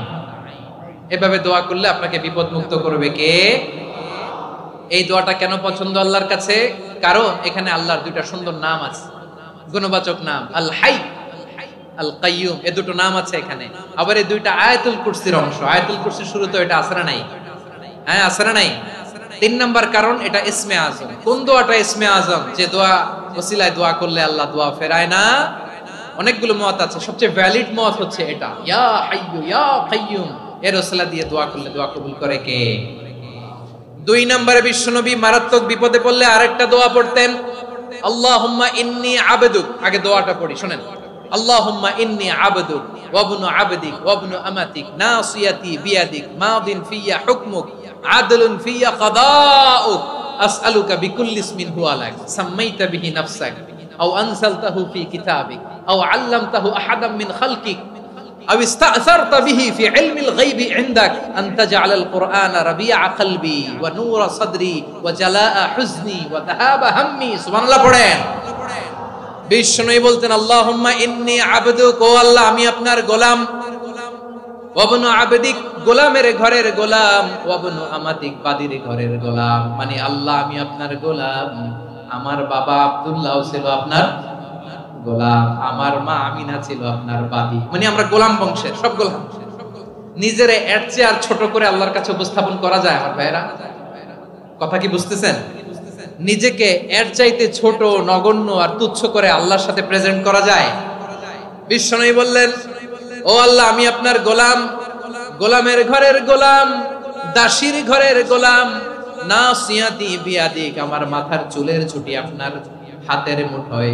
আপনি ডানে টান দিলে আমি ডানে যেতে বাধ্য, আপনি বাঁয়ে টান দিলে বাঁয়ে যেতে বাধ্য। সুবহানাল্লাহ বলেন। পিছনে দুই একজন ভাই দাঁড়ালেন কেন? হ্যাঁ, বসুন। জায়গা চেঞ্জ করতেছে, সেই দুপুর থেকে বসে আছে আমি জানি। মাশাআল্লাহ, কেউ দুই একজন বেরিয়েছে, গ্যাপ পূরণ করতেছে। মাশাআল্লাহ। পড়েন সুবহানাল্লাহ, আলহামদুলিল্লাহ, লা ইলাহা ইল্লাল্লাহ, মুহাম্মাদুর রাসূলুল্লাহ সাল্লাল্লাহু আলাইহি ওয়াসাল্লাম। বিশ্বনবী বললেন, আল্লাহ আমার মাথার চুলের ঝুঁটি আপনার হাতের মুঠোয়। আচ্ছা, এইভাবে কাকে ধরা হয়? যে খুব ছোট, ঠিক কি না? নিজেকে কত ছোট করলেন বিশ্বনবী। ও আল্লাহ আমার মাথার চুলের ঝুঁটি আপনার হাতের মুঠোয়, আপনি ডানে টানলে আমি ডানে যাব, বাঁয়ে টানলে বাঁয়ে যাব।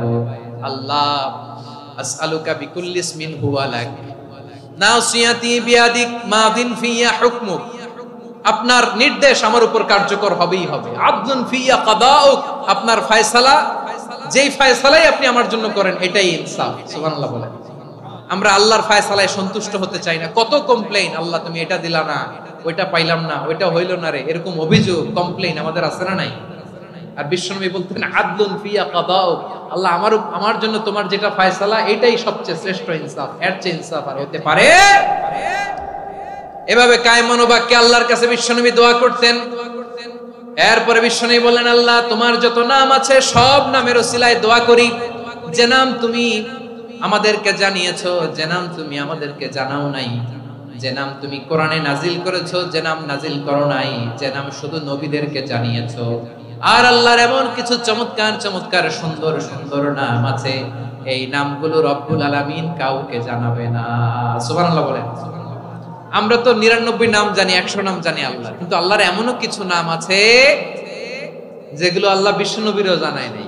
এগুলো আল্লাহ ইলমুল গায়বে রেখে দিয়েছেন। দোয়ার সময় বলবেন, আল্লাহ তোমার যেই নামগুলো জানি, যেগুলো জানি না, যেগুলো কোরআনে আছে, যেগুলো নাই, যেগুলো নবীরে খাস ভাবে জানাইছো ওগুলোর উসিলায়, যেগুলো কোনোদিন জানাবাও না তোমার ওই নামের উসিলাও তোমার কাছে চাও। আল্লাহ কোরআনকে আমার হৃদয়ের বসন্ত বানাও, আমার বক্ষের জ্যোতি বানাও, আমার চিন্তা দুশ্চিন্তা তুমি দূর করে দাও। বিশ্বনবী বললেন, এই কালিমাগুলো, এই বাক্যগুলো পড়ে যদি কেউ আল্লাহর কাছে ফরিয়াদ করে, তার হৃদয় থেকে দুশ্চিন্তা কাটিয়ে দিবে কে? পড়বেন, এই দোয়াগুলো পড়বেন। আচ্ছা, সব শেষে বলি, ঋণের বোঝায় যারা জর্জরিত, বিষ্ণু ইসলাম চমৎকার একটা দোয়া শিখিয়েছেন। আমাদের অনেকে ঋণের বোঝায় জর্জরিত, আছে না নাই? এদিকে কেউ আছেন? থাকলে হাত তোলার দরকার নেই, থাকলে এই দোয়াটা পড়বেন। এক সাহাবীর নাম আবু উমামা, নামাজের ওয়াক্ত ছাড়া উনি মসজিদে যেয়ে বসে আছে। বিশ্বনবী বললেন, কি রে আবু উমামা, নামাজের তো ওয়াক্ত হয় নাই, মসজিদে কি? সাহাবী বলে, হুমুমুন লাজিমাতনি ওয়া দুয়ুন, নবী গো ঋণের বোঝায় এমন টেনশনে আছি, ঘরে থাকতে পারলাম না, মসজিদে চলে আসছে। বিশ্বনবী বলেন, আমি কি তোমার এমন একটা দোয়া শিখাবো যেটা পড়লে আল্লাহ তাআলা তোমার ঋণের বোঝা হালকা করে দিবে? আবু উমামা বললেন, ইয়া রাসূলুল্লাহ অবশ্যই শিখাবেন। বিশ্বনবী বললেন, তাহলে তুমি পড়বা, আল্লাহুম্মা ইন্নী আউযু বিকা মিনাল হাম্মি ওয়াল হাযান ওয়া আউযু বিকা মিনাল জুবনি ওয়াল বুখল ওয়া আউযু বিকা মিন গালাবাতিদ দাইনি ওয়া কাহরির রিজাল। ও আল্লাহ, তোমার কাছ থেকে দুশ্চিন্তা থেকে পানাহ চাই, কৃপণতা, ভীরুতা, অলসতা, কার্পণ্যতা, এই সব কিছু থেকে, মানুষের কঠোরতা, আমার উপর মানুষের আধিপত্য এবং ঋণের বোঝা থেকে পানাহ চাই। এই দোয়াটা যখন বিশ্বনবী শিখাই দিলেন, আবু উমামা বারবার এই দোয়া পড়েন, আল্লাহুম্মা ইন্নী আউযু বিকা মিনাল হাম্মি ওয়াল হাযান ওয়া আউযু বিকা মিনাল আজজি ওয়াল কাসাল ওয়া আউযু বিকা মিনাল জুবনি ওয়াল বুখল ওয়া আউযু বিকা মিন গালাবাতিদ দাইনি ওয়া কাহরির রিজাল। আবু উমামা বলে, এই দোয়া আমি পড়তে লাগলাম আর পড়তে লাগলাম, কিছুদিন পরে দেখা গেল বিশ্বনবীর শেখানো এই দোয়ার বদৌলতে আল্লাহ তাআলা আমার সব ঋণ পরিশোধের ব্যবস্থা করে দিয়েছেন। পড়বেন পড়বেন। আমার প্রিয় পটুয়াখালীর ভাইয়েরা, বিশ্বনবীর জামাতা সাইয়্যিদিনা আলী রাদিয়াল্লাহু তাআলা আনহুর কাছে এক লোক এসে বলে, হে আলী, ঋণের বোঝায় আমি জর্জরিত, আমার কিছু অর্থ দিয়ে সাহায্য করো। সাইয়্যিদিনা আলী রাদিয়াল্লাহু তাআলা আনহু বললেন, আমি কি তোমারে এমন একটা দোয়া শিখাবো যেটা বিশ্বনবী আমাদের শিখিয়েছেন? এই দোয়া যদি তুমি পড়ো, লাউ কানা আলাইকা মিসলু জাবালিন কাবীরিন দাইনান আদাল্লাহু আনকা, পাহাড় পরিমাণ যদি ঋণের বোঝা হয়, আল্লাহ এটা পরিশোধের ব্যবস্থা করে দিবেন। ছোট্ট একটা দোয়া বিশ্বনবী শিখালেন, বললেন তুমি পড়বা, আল্লাহুম্মা কফিনি বিহালালিকা আন হারামিকা ওয়া আগনিনি বিফাদলিকা আম্মান সিওয়াক। মুখস্থ আছে? হ্যাঁ আছে। আল্লাহুম্মা কফিনি বিহালালিকা আন হারামিকা, আল্লাহ তোমার হালাল দিয়ে আমাকে পরিতুষ্ট করো, হারাম থেকে বাঁচিয়ে রাখো, আর তোমার অনুগ্রহে মানুষের মুখাপেক্ষী যেন আমি না হই, আমি যেন সবসময় তোমার মুখাপেক্ষী হই, ওই তৌফিক দিও। সুবহানাল্লাহ পড়েন। এই দোয়া বেশি বেশি পড়লে ঋণের বোঝা হালকা করে দিবে কে? তাহলে প্রিয় ভাইয়েরা, বিপদে পড়লেই প্রথমে কি পড়বেন? পটুয়াখালী ভুইলা গেছে। বিপদে পড়লেই প্রথমে ইন্না লিল্লাহ কি বলে নিজেকে আল্লাহর কাছে সঁপে দিতে হয়? হাসবুনাল্লাহ। চরম বিপদে দেয়ালে পিঠ থেকে গেছে, তখন লা ইলাহা ইল্লা আনতা সুবহানাকা ইন্নী কুনতু মিনাজ জালিমিন। এরপরে লা ইলাহা ইল্লাল্লাহুল আযীমুল হালিম, এই দোয়া। আকস্মিক বিপদ, হঠাৎ যেন কোনো বিপদ আমাকে পেয়ে না বসে, এটার জন্য বিসমিল্লাহিল্লাযী লা ইয়াদুররু মা ইসমিহি শাইউন ফিল আরদি ওয়ালা ফিস সামাই ওয়া হুয়াস সামিউল আলিম। সকালে 3 বার, রাতে 3 বার। আর মারাত্মক tension, hyper tension, anxiety, depression থেকে বাঁচার জন্য 2 দোয়া, ইয়া হাইয়্যু ইয়া কাইয়্যুম, ইয়া হাইয়্যু ইয়া কাইয়্যুম, মনে থাকবে? আর আল্লাহুম্মা ইন্নী আবদুক, এই দোয়া। ঋণ থেকে বাঁচার জন্য 2 দোয়া, আল্লাহুম্মা ইন্নী আউযু বিকা মিনাল হাম্মি ওয়াল হাযান, এটা। আর আল্লাহুম্মা কফিনি বিহালালিকা আন হারামিকা ওয়া আগনিনি বিফাদলিকা আম্মান সিওয়াক। আর সব সময় পড়ার জন্য একটা আমল দিয়ে যাই, উঠতে বসতে, অফিসে যাচ্ছেন, অফিস থেকে ফিরতেছেন, বসে আছেন, শুয়ে আছেন, ছোট্ট এক শব্দে আমরা যেন বেশি বেশি পড়ি আস্তাগফিরুল্লাহ। আওয়াজ করে আমার সাথে পড়ুন আস্তাগফিরুল্লাহ, আবার পড়ুন আস্তাগফিরুল্লাহ। আল্লাহ রাসূল সাল্লাল্লাহু আলাইহি ওয়াসাল্লাম বলেন, মান লাজিমাল ইস্তিগফার, যে সব সময় এরকম ইস্তিগফারের সাথে লেগে থাকে, জাআলাল্লাহু লাহু মিন কুল্লি যিকিন মাখরাজা, আল্লাহ তাআলা তাকে কোনো বিপদে আটকান না, সে জীবনে আটকাবে না, যে কোনো বিপদে আল্লাহ তার রাস্তা বের করে দিবেন। Way out, you will get a way out, a solution. সুবহানাল্লাহ। ওয়া মিন কুল্লি হাম্মিন ফারাজা, দুশ্চিন্তা মুক্ত হবে। ওয়া ইয়ারযুকহু মিন হাইসু লা ইয়াহতাসিব, এমন জায়গা থেকে আল্লাহ রিজিকের বন্দোবস্ত করবে যেটা সে কল্পনাও করে না। আওয়াজ করে পড়েন সুবহানাল্লাহ। তাহলে মনে থাকবে আস্তাগফিরুল্লাহর কথা। সব শেষ কথা বলবো, সব শেষ আমার প্রিয় ভাইয়েরা। এটা গেল নিজের বিপদ। কিসের বিপদ? নিজে যদি বিপদে পড়েন, অন্যের বিপদ যদি দেখেন, এটার জন্য একটা দোয়া আছে। অনেক সময় আমরা দেখি হাসপাতালে ক্যান্সারের 3rd স্টেজে চলে গেছে, লোকটা হ্যাংলা হয়ে, চিকন হয়ে, হায়রে কি কষ্ট পায়, দেখি না? বিষ্ণু বলে, একটা দোয়া যদি কেউ অন্যের কোনো বিপদ দেখে পড়ে, ওই বিপদ তার জীবনে কখনো আসবে না। শুনবেন? শোনার আগ্রহ আছে? অনেক সময় হয় যে আমরা মহাসড়ক দিয়ে যখন চড়ি, দুর্ঘটনায়, আইরে আল্লাহ, দুর্ঘটনায় মানুষের মাথা একদিকে, দেহ আরেকদিকে, ব্লিডিং, এরকম হয় না? আল্লাহ তুমি হেফাজত করো। বিশ্বনবী বলেন, এই দুর্ঘটনা দেখে কেউ যদি এই দোয়াটা পড়ে, তার জীবনে সে কোনোদিন এরকম অ্যাক্সিডেন্টের সম্মুখীন হবে না। শুনবেন? বিশ্বনবী বলেন, অন্যের বিপদ দেখে কেউ যদি পড়ে, আলহামদুলিল্লাহিল্লাযী আফানি মিম্মা বাতালাকা বিহি ওয়া ফাদ্দালানি আলা কাসীরিন মিম্মান খালাকা তাফদীলা, মানে প্রশংসা সেই আল্লাহর, যে আল্লাহ তাআলা তোমাকে যেই জিনিস দিয়ে পরীক্ষা করেছে, আমাকে ওইটা থেকে বাঁচিয়ে দিয়েছে। তোমাকে আল্লাহ যেই বিপদে ফেলেছে, আমাকে ওই বিপদ থেকে তিনি মুক্ত রেখেছে, আর তার অনেক সৃষ্টির উপর আমাকে তিনি প্রাধান্য দিয়েছে। সুবহানাল্লাহ পড়েন। যে কোনো বিপদ, কারো ক্যান্সার দেখে যদি এই দোয়াটা আপনি বিশ্বাসের সাথে পড়েন, জীবনে কোনোদিন ক্যান্সার রোগে আক্রান্ত হবেন না। দুর্ঘটনা দেখে যদি পড়েন, ওই দুর্ঘটনা আপনাকে স্পর্শ করবে না। যে কোনো কারো বিপদ দেখে যদি কোনো বিশ্বাসী বান্দা এই দোয়া পড়ে, বিশ্বনবী বলেন, লাম ইউসিবহু যালিকাল বালা, ওই বিপদ তাকে আর ধরবে না। উফিয়া মিনহু মিন যালিকাল বালা কাইনাম মা কান, সে যতদিন হায়াত পাবে কোনোদিন ওই বিপদ তাকে স্পর্শ করবে না। এই দোয়াটা পড়তে রাজি আছেন আমার প্রিয় ভাইরা? তাহলে পুরো আলোচনার সেন্ট্রাল থিম হচ্ছে আমাদের জীবনে বিপদ আসবে, কষ্ট আসবে, দুঃখ আসবে, কিন্তু বিপদে আপদে আমরা হাল ছেড়ে দিব না, হতাশ হব না। মুমিন হতাশ হয় না, নিরাশ হয় না, হাল ছেড়ে দেয় না। মুমিন ভরসা রাখে একজনের উপর। আওয়াজ করে বলুন, যিনি কে? বিপদে পড়লে আমাদেরকে উদ্ধার করে কে? আবার আমাদেরকে যদি কোনো নেয়ামত আল্লাহ দিতে চান, ওইটা কেড়ে নেওয়ার ক্ষমতা কারো আছে? তাহলে আমরা কানেক্টিভিটি বাড়াবো কার সাথে? আমাদের প্রার্থনার ফরিয়াদের হাত তুলবো কার কাছে? রাজি আছেন পটুয়াখালীর ভাইয়েরা? মনে থাকবে কথাগুলো? আল্লাহ তাআলা আমাদের সবাইকে কথাগুলো বোঝার ও আমল করার তৌফিক দান করুন।